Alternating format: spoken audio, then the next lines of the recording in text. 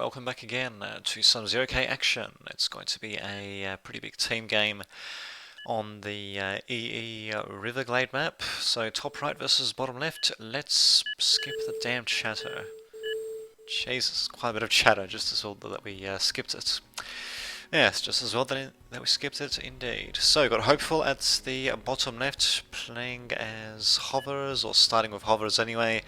Everyone else still deciding their factories. Kingstad going for cloakies, myself, Lightman, going for daggers from the hovercraft plant.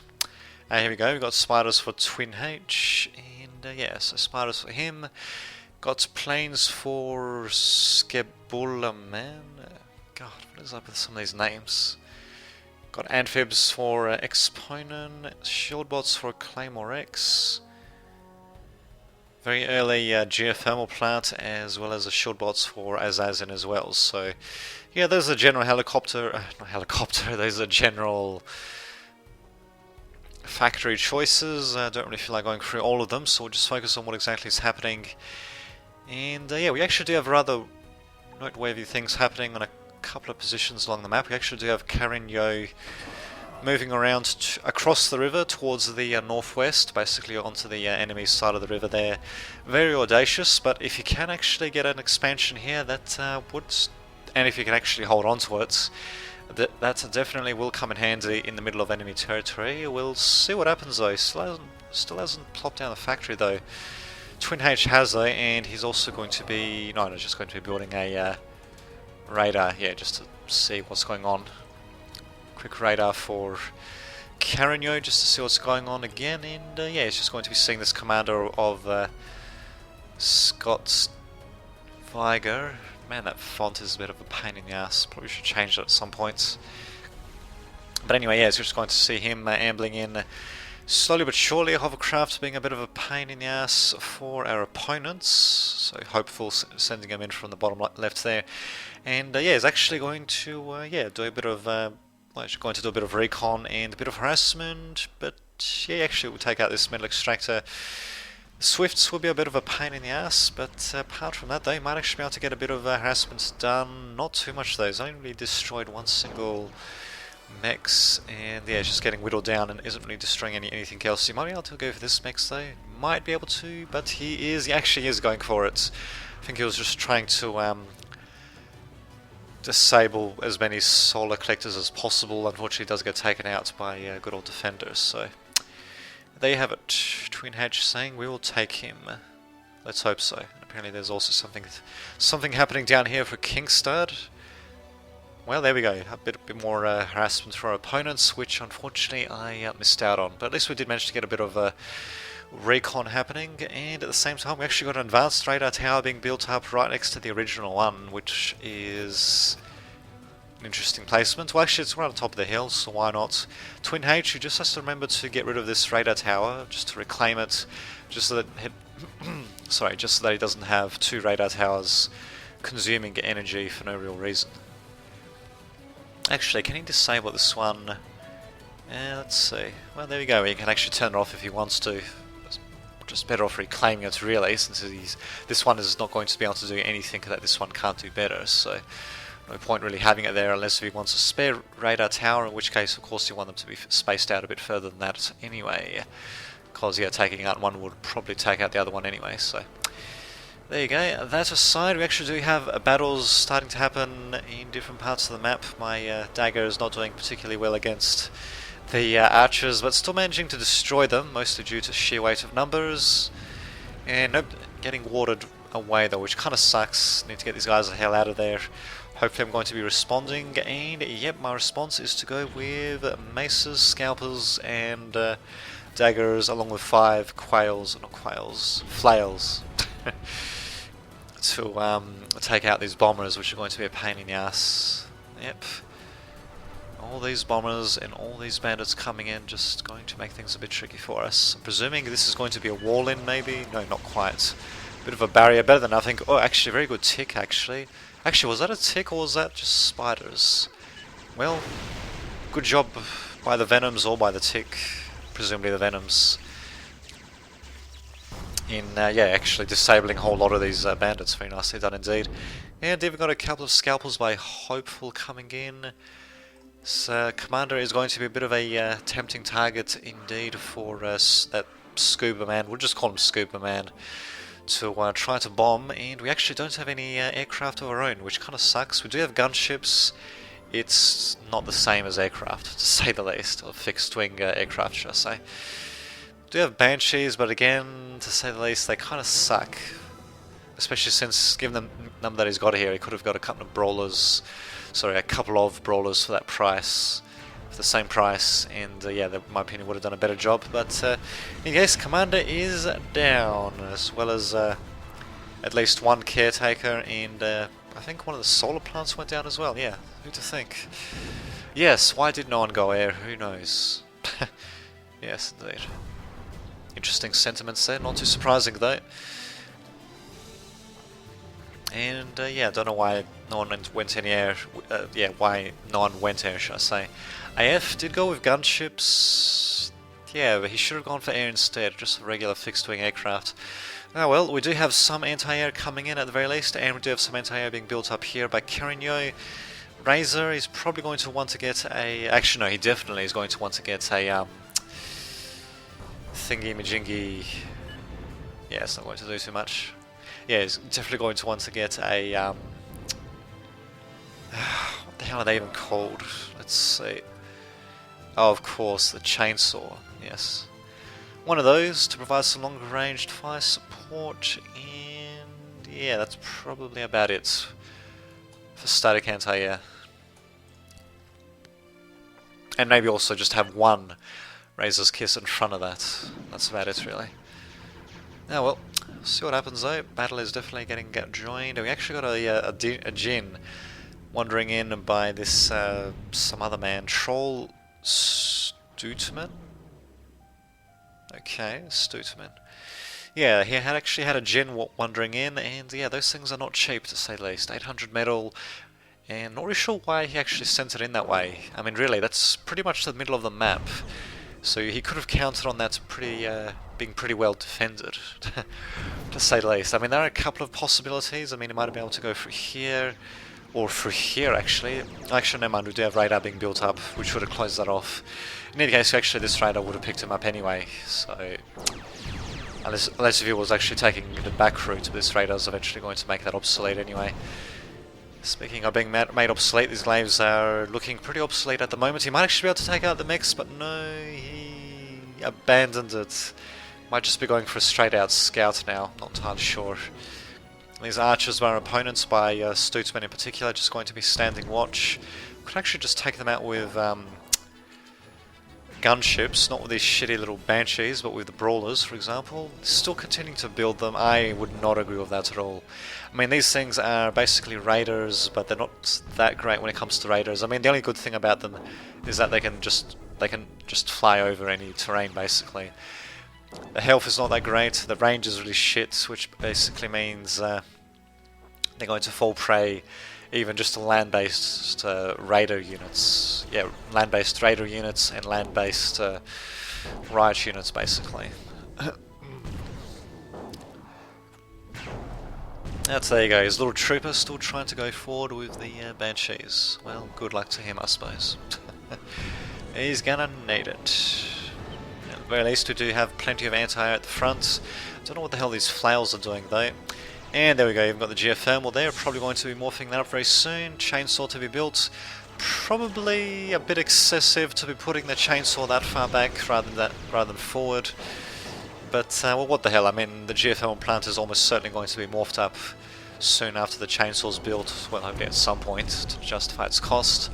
So, yeah, probably would want to get something like that up, just in case they do try to go for a bit of an air raid on it. I'd rather just have this other anti-air, you know, a bit further up to the front, which is where it seems to be needed, actually. We've got ravens coming in from whatever this guy's name is. Something or other. Well, we can just go over to his factory and all that. So, Skebula, man. We'll just call him Skeb. Or Scab. Just Skeb, whatever. So, yeah, definitely need a bit of anti-air against that. Flails, yep. Managing to come in and sending him back, which basically means the Wyvern's going to get in scot-free, although no, it is actually getting a little bit close to the front line, blows up a couple of units here and there, but it does get blown up in turn. What did it actually blow up? Blew up a couple of freakers and radar tower. That's the only thing I can see that actually blew up. Not exactly making cost, to say the least, given the fact that it costs 200, oh sorry, 2,000 is it? Yeah, 2,000 metal, to say the least. Yeah, well, what the hell am I adding the point for? Maybe to indicate this geothermal plant? I'm not entirely sure. Now, point is around here for whatever reason, so there you go. Plenty of defences around here, to say the least, even a Cobra. Yeah, interesting how you put down a Cobra rather than a chainsaw, but yeah, whatever.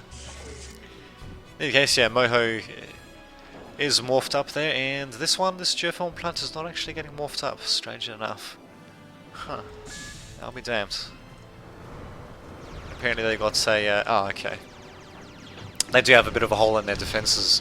And in fact, their own radar tower, actually.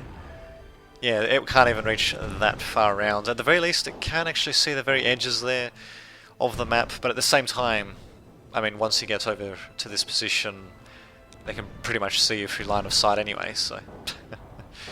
yeah, a bit of a hole in their defences, actually. I'm surprised that Stootman neglected... Sorry, I'm surprised that Stootman has actually neglected that. I mean, he has gone for amphibs.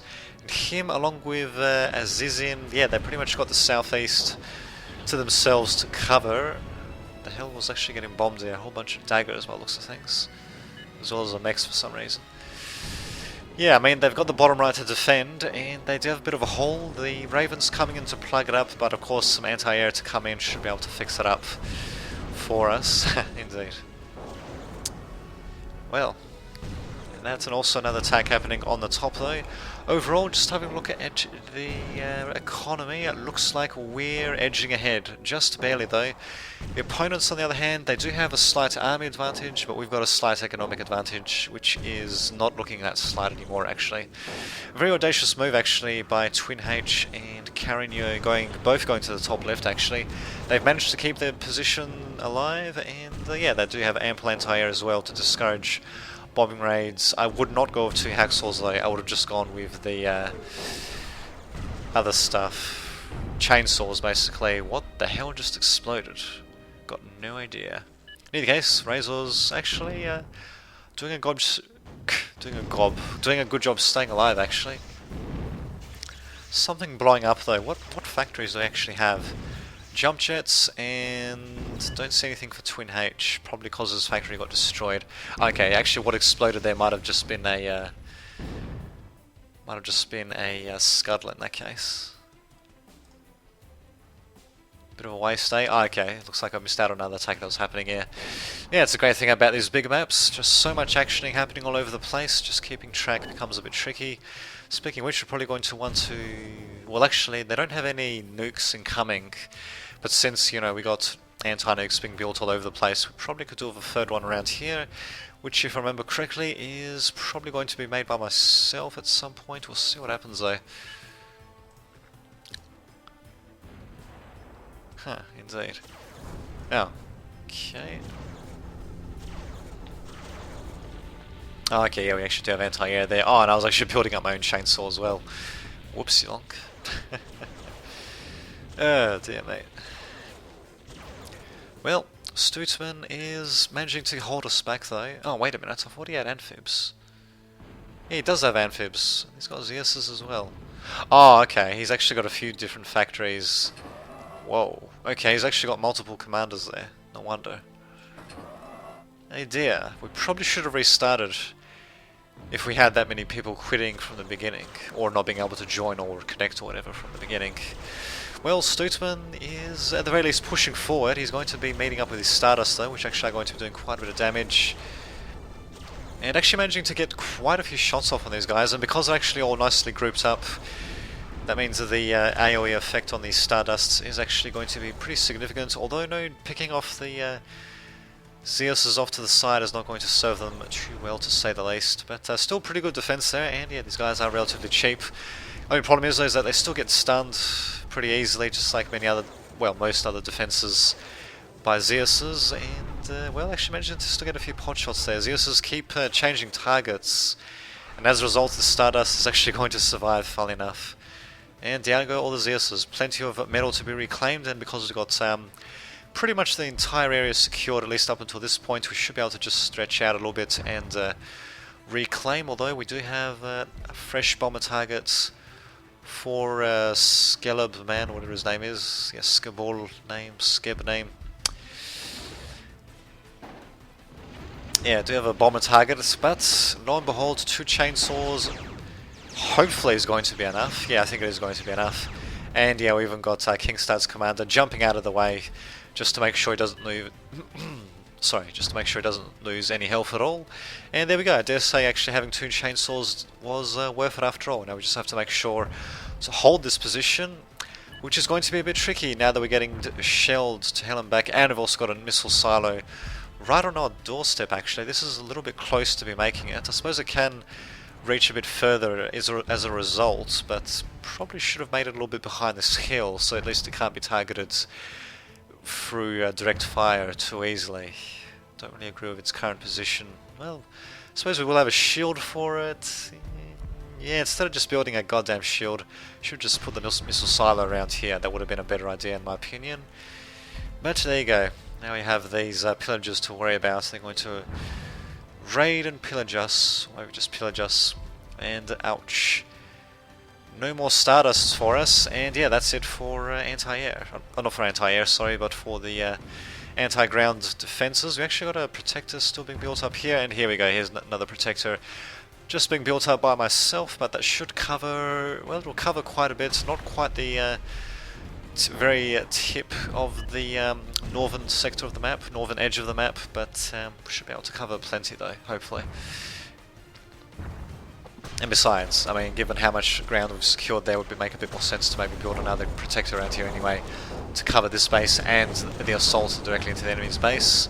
Not that we've really got much to worry about when it comes to nuclear weapons anyway, apart from this missile, which is actually building tactical nukes. What is the range on this thing? Yep, it can definitely cover everything in the middle here, and a little bit beyond, not much though, so that's why I personally would have preferred to just send this thing a bit further back behind the hill, but oh well. Bombers also coming in, looks like all our anti-air is dead. We've got Stuteman's commander also getting stunned by God knows what, because I missed that, but in any case, let's focus on the battle now actually. Getting stunned out and destroyed, so sucks to begin, and is actually a level 5 commander. Fairly expensive. We do have 1 tactical nuke loaded, the other one about to get loaded into the silo as well, or produced into the silo. It's not actually getting loaded, but actually produced. And yeah, but at the same time we are managing to still press onwards. Snipers on both sides taking plenty of damage. Kingstad sending his command a little bit too far forward, given the fact that we do have enemy snipers to worry about. Unfortunately though, he's not going to be able to do too much since he is disarmed, and of course being disarmed does stop him from jumping as well. Where did the nuke go? It just landed there. Probably a bit of a waste in my opinion. But there you go, we actually do have a nice little raid happening, and wait a minute, I thought there was a second nuke on this thing. Maybe both nukes landed here, or maybe the other nuke landed here, given how similar the craters are, I'm not entirely sure actually. And our own snipers unfortunately getting slowly whittled down. At the very least my daggers are trying to do a bit of damage. Thankfully, yeah, the sniper managing to take out quite a bit of, well, quite a few units here and there as well, and enemy snipers briefly getting revealed as well actually, so yeah, there we go, myself just pointing that out to my ally. Unfortunately can't see them anymore, and yes indeed, using gremlins can, well, they just make very effective scouts basically, and yeah, rather interesting, oh of course I was just going to say that myself now, but yeah, myself previously actually echoing the sentiments I was going to say now, and yeah, that was saying that the gremlins, yeah, they can actually decloak snipers without decloaking themselves, and that's due to the detection radius. Snipers, basically put, their detection radius is a bit bigger than the gremlins' detection radius. You really have to be paying attention to your gremlins though, and make sure that they don't just keep on moving forward once they reveal the enemy sniper though. But yeah, as long as you do that, then you can actually, you literally can reveal sharpshooters without getting revealed in turn.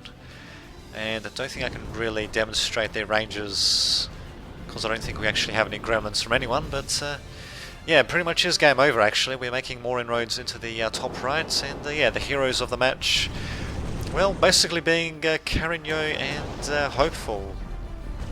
No, wait a minute, Carigno... Oh, Twin H and Hopeful, should I say. Just coming in through there.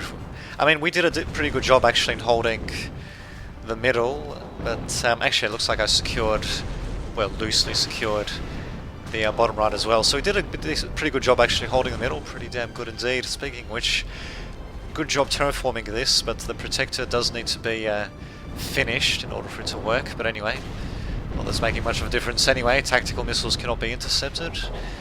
And no more missiles actually for Scott. I mean really, he's got the silo built up, he might as well get the freaking missiles as well actually. But oh well, there you go. What can you do? Raiders just coming in from all angles. Tachyon projector on the penetrator doing a bit of damage here and there. Doesn't want to get too close though. It actually got shot by the Stinger from what I can tell. But it was the Stinger's turret was not actually pointing in the direction of the penetrator, so a bit of a bug there, to say the least. No comm killing of bombers. Well, we actually did have one or two comms getting killed off by bombers, to say the least. And really, we really should have gotten aircraft in the first place. But yeah, we've actually done pretty well, given the fact that we went ground only on a pretty big map, actually. Well, okay, we do have brawlers now coming in as well, so huzzah. So yeah, more penetrators continuing to come in for myself. Probably going to be mounting an attack of my own very soon, although we're probably probably going to be seeing a resignation from our opponents very soon as well.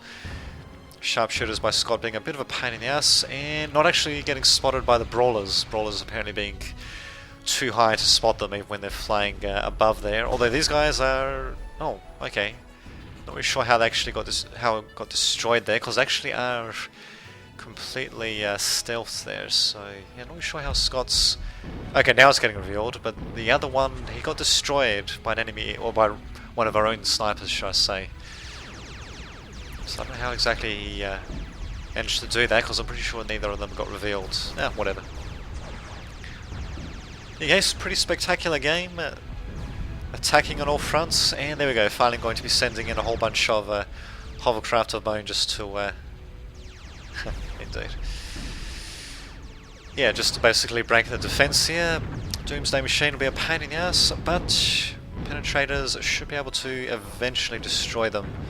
Actually, did they miss that? Because I'm pretty sure I did see some beams springing forth from these penetrators, but they didn't actually seem to hit anything. DDM is still alive. Well and truly. I don't know what the hell those scalpels were shooting at either. Ouch, definitely need to watch out for the DDM though.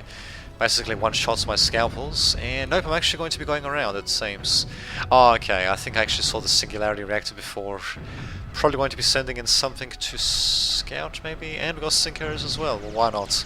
I mean, we are winning anyway, but yeah, funny just to get Sinkers as well. Come on, let's see if I can scout this out. There we go. Well, managed to detect it one way or another, and it is down. Blowing up quite a few things indeed. Too bad the DDM wasn't built close to it as well, actually. That would have been kind of funny.